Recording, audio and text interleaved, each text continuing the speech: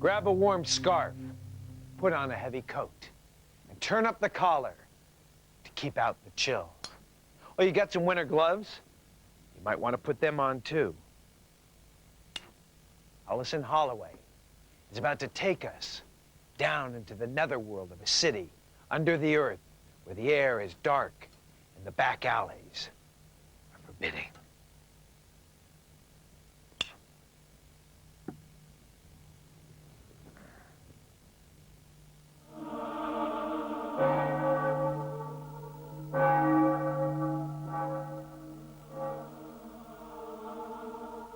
They say that it came up from England. You heard of the wee song, Ring a Ring Roses. That's where it came from. But if you got the plague, a wee red spot with a ring round it would be the start, and it spread.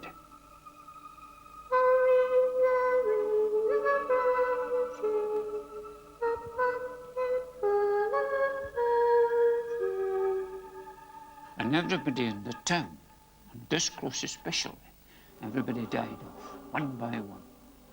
A tissue, we all fall down.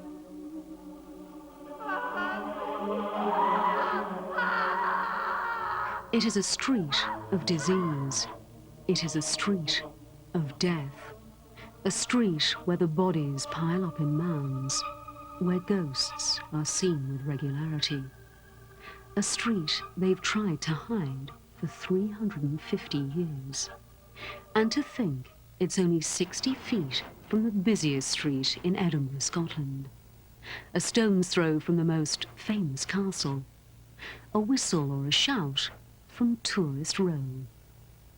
Very few people in town have walked this street, but Bob Morton walks it every night.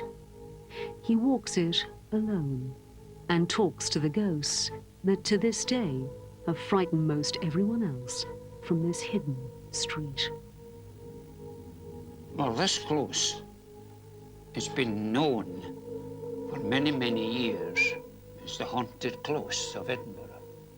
Some people don't like it.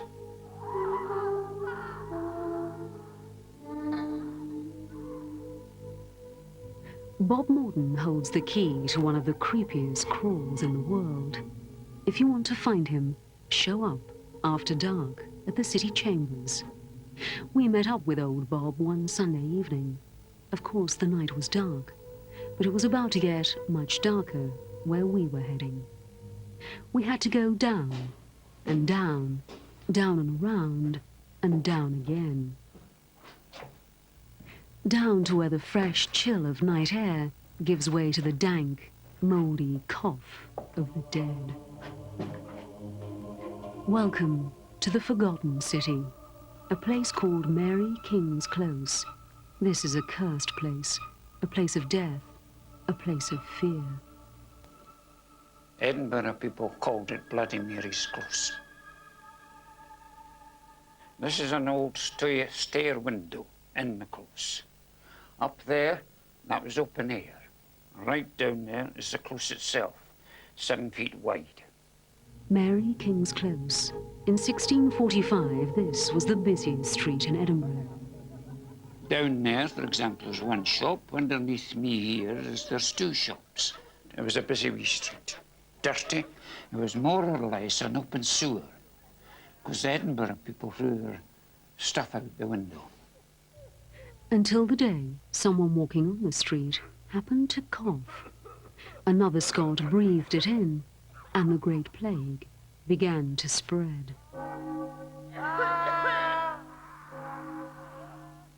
Now, as they died, they were brought out of the houses, taken away up there to the high street, dumped in a cart, which came round for the purpose. The man was dressed in leather, in a hood, leather gloves, and he cried out, "Bring out your dead!" More people died in this close, this street, than any other section of the city. More people per square yard.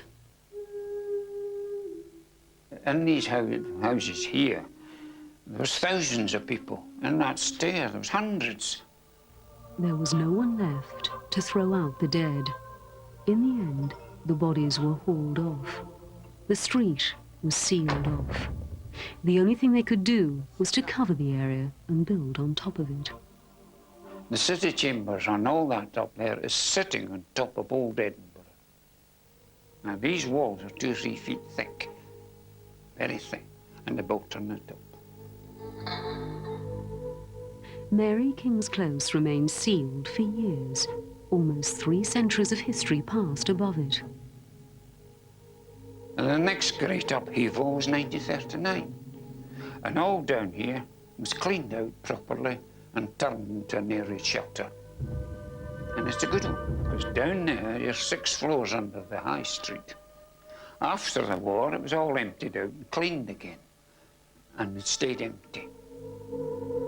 The one door to the maze that led down remained locked until the day Bob Morton turned the key, walked into the basement and kept walking. Bob Morton took us on the tour of death, but he brought back something much more striking. For this was a place of life, with a bakery. 300 years ago, they thought of hot plates. There you are. A tailor. And this door here, the tailor is next door. So the man in here could go in there for a suit, and the man in there could come in here for a drink. A pub.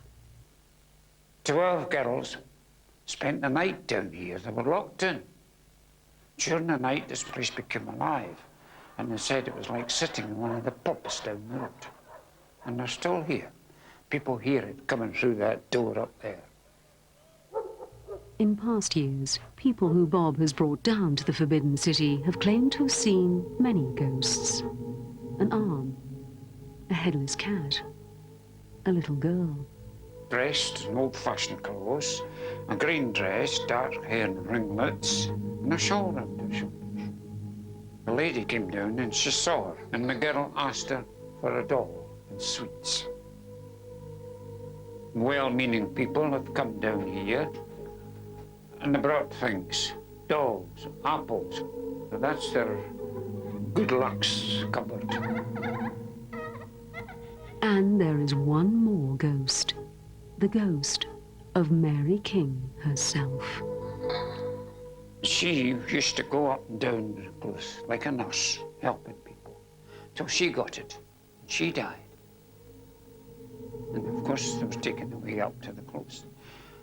But her ghost still stays here, walking around looking for her friends. So she's seen quite often.